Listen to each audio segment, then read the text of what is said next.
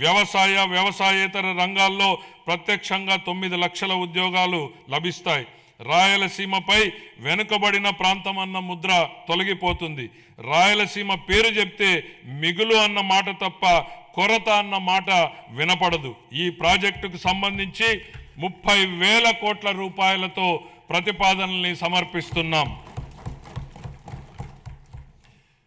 అప్పుల గురించి మాట్లాడుతున్న ప్రతిపక్ష మిత్రులకి ఒక విషయం గుర్తు చేయదలుచుకుంటున్నాను. మాకు 9,74 లక్షల కోట్ల రూపాయలని అప్పు మిగిల్చి వెళ్ళింది మీ ప్రభుత్వమే. మీరు చేసినటువంటి అప్పులు తీర్చడానికి మేము మళ్ళీ అప్పులు చేయాల్సినటువంటి పరిస్థితి తలెత్తింది. కానీ ఈరోజు మేము అప్పుగా తెస్తున్న ప్రతి రూపాయి ఉత్పాదకత వ్యయంలోకే వెళ్తోంది. అది రైతులు, మహిళలు, విద్యార్థులు, వృద్ధుల చేతుల్లోకి వెళ్తోంది. గత ప్రభుత్వ నిర్వాకాల వల్ల సకాలంలో జీతాలు కూడా ఇవ్వలేని దుస్థితి నుండి ఇప్పుడు మా ప్రభుత్వం సమర్థ పాలనా విధానాలతో ఆర్థిక సుస్థిరత దిశగా అడుగులు వేస్తోంది.